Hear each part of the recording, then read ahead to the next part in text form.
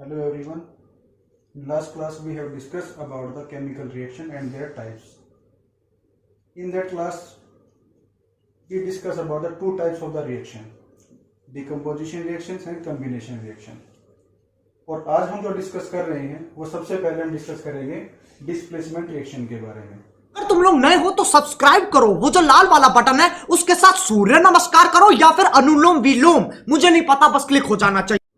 जो displacement reaction होती है उस रिएक्शन के अंदर एक एलिमेंट दूसरे एलिमेंट को उसके साल्ट सॉल्यूशन से डिस्प्लेस करता है, और you can say the more reactive element displace the less reactive element from its salt solution. तो उस तरह की जो रिएक्शन है वो क्या कहलाएंगे, displacement reaction. For example zinc react with copper sulfate, then it form zinc sulfate and copper will displace from the solution। तो जिंक यहां पर कंबाइन करा कॉपर सल्फेट के साथ, और वहां से जो जिंक है वो कॉपर से ज्यादा रिएक्टिव होने की वजह से जिंक कॉपर को कॉपर सल्फेट के सॉल्यूशन के अंदर से डिस्प्लेस कर देता है। तो ये जो रिएक्शंस है, ये इस तरह की जो रिएक्शंस है वो क्या कहलाएंगे, डिस्प्लेसमेंट रिएक्शन। हमें इस चीज का ध्यान रखना है इस टाइप की रिएक्शंस के अंदर कि केमिकल रिएक्टिविटी किस एलिमेंट की कितनी है। एक लेस रिएक्टिव एलिमेंट एक मोर रिएक्टिव एलिमेंट को उसके सॉल्ट सॉल्यूशन से डिस्प्लेस नहीं कर पाएगा। उसके बाद हम लेके चलते हैं डबल डिस्प्लेसमेंट रिएक्शन। वो रिएक्शन जिनके अंदर दो कंपाउंड आपस में कंबाइन कर रहे हैं, कंबाइन करने के बाद वो दो ही कंपाउंड बना रहे हैं by the mutual exchange of atoms और group of atoms. You can say the exchange of ions perform in their type of reactions भी।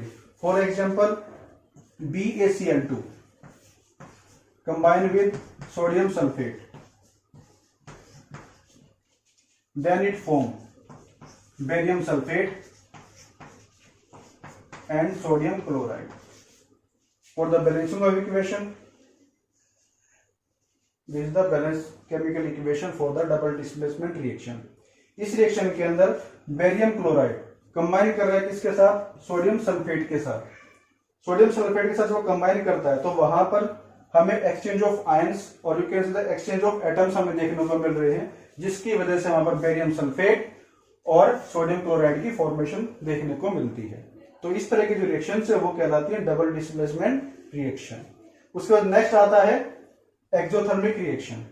एक्सोथर्मिक रिएक्शंस वो रिएक्शन होती हैं जिसके अंदर हीट एनर्जी प्रोड्यूस होती है, इवॉल्व होती है और you can say the release होती है। तो जिस रिएक्शंस के अंदर हीट एनर्जी प्रोड्यूस होगी उस रिएक्शंस को हम एक्सोथर्मिक रिएक्शन कह सकते हैं।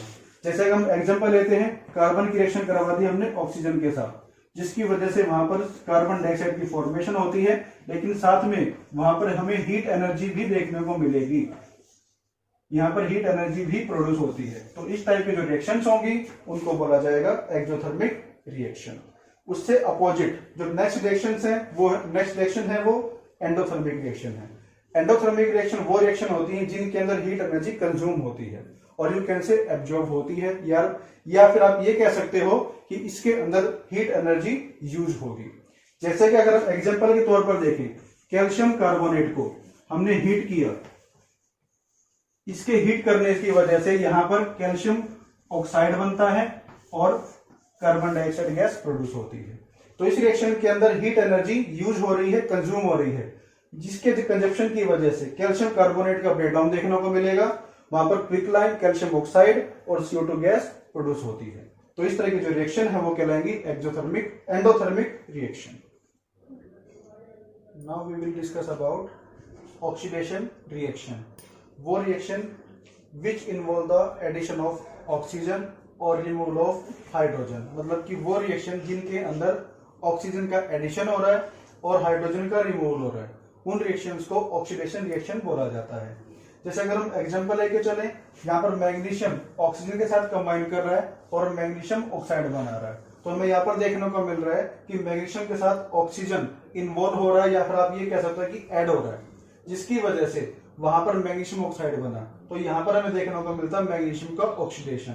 अब दूसरा जो एग्जांपल हम लेके चल रहे हैं हाइड्रोजन सल्फाइड का, उसमें ऑक्सीजन के साथ जब कंबाइन करता है हाइड्रोजन सल्फाइड, तो जिसकी वजह से हमें क्या देखने को मिल रहा है, वाटर मॉलिक्यूल बन रहा है और उसके अंदर से सल्फर अलग हो रहा है। तो हमें यहाँ पर देखने को मिलता है कि हाइड्रोजन सल्फाइड के अंदर से हाइड्रोजन रिमूव हो रहा है, तो उसको बोला जाता है ऑक्सीडेशन रिएक्शन। फिर आता है रिडक्शन रिएक्शन, तो वो रिएक्शन जिसके अंदर हमें एडिशन ऑफ हाइड्रोजन देखने को मिलता है और रिमूवल ऑफ ऑक्सीजन देखने को मिलता है। या तो हमें देखने को मिलेगा एडिशन ऑफ हाइड्रोजन या फिर हमें देखने को मिलता है रिमूवल ऑफ ऑक्सीजन। तो वो रिएक्शन क्या कहलाती है, रिडक्शन रिएक्शन कहलाती है। जैसे अगर हम इसका एग्जांपल लेके चले, हाइड्रोजन के साथ हमने कंबाइन किया सल्फर को, जिसकी वजह से वहां पर हाइड्रोजन सल्फाइड बन रहा है, तो हम ये कह सकते हैं यहाँ पर सल्फर का रिडक्शन हुआ है। क्यों? क्योंकि उसकी वजह से हमें क्या देखने को मिल रहा है कि हाइड्रोजन कंबाइन कर रहा है सल्फर के साथ, तो यहाँ पर सल्फर के साथ हाइड्रोजन का एडिशन हुआ है, जिसकी वजह से आप ये कह सकते हो कि यहाँ पर सल्फर का रिडक्शन हुआ है। अब दूसरी तरफ लेके चलें, जिंक ऑक्साइड हमारे पास है, उसकी रिएक्शन करवा दी हमने कार्बन के साथ, और वहां पर जो कार्बन है वो जिंक ऑक्साइड के अंदर से ऑक्सीजन को रिमूव कर देता है, और जिसकी वजह से यहाँ पर जिंक बनेगा और कार्बन मोनोऑक्साइड बना। तो हम यहाँ पर ये कह सकते हैं कि जिंक ऑक्साइड का यहाँ पर रिडक्शन हुआ है। क्यों? क्योंकि यहाँ पर हमें देखने को मिलता है रिमूवल ऑफ ऑक्सीजन। तो इस तरह से हम रिडक्शन और ऑक्सीडेशन को लेके चलते हैं। अब हमारा जो आता है नेक्स्ट आता है रिडॉक्स रिएक्शन। तो वो रिएक्शन जिसके अंदर reduction and oxidation occur simultaneously, मतलब कि वो रिएक्शन जिनके अंदर ऑक्सीडेशन और रिडक्शन एक साथ परफॉर्म होता है, वो रिएक्शन कहलाती है रिडॉक्स रिएक्शन। हम एग्जांपल लेके चल रहे हैं कॉपर ऑक्साइड का। हमने रिएक्शन करवा दी कॉपर ऑक्साइड की हाइड्रोजन के साथ, वहां पर क्या बन रहा है, कॉपर मेटालिक स्टेट के अंदर अलग हो रहा है और वाटर मॉलिक्यूल की फॉर्मेशन हो रही है। अब इस रिएक्शन को हम रिडॉक्स रिएक्शन बोलते हैं। वो कैसे, इसके बारे में देखिए। अगर हम यहां से कॉपर के साथ से देखें, कॉपर ऑक्साइड के अंदर से क्या बना है, यहाँ पर कॉपर बना है, तो हमें यहाँ पर देखने को मिलता है रिमूवल ऑफ ऑक्सीजन। तो जिसकी वजह से आप यहाँ पर क्या कह सकते हैं, इसका क्या हुआ है, रिडक्शन हुआ है।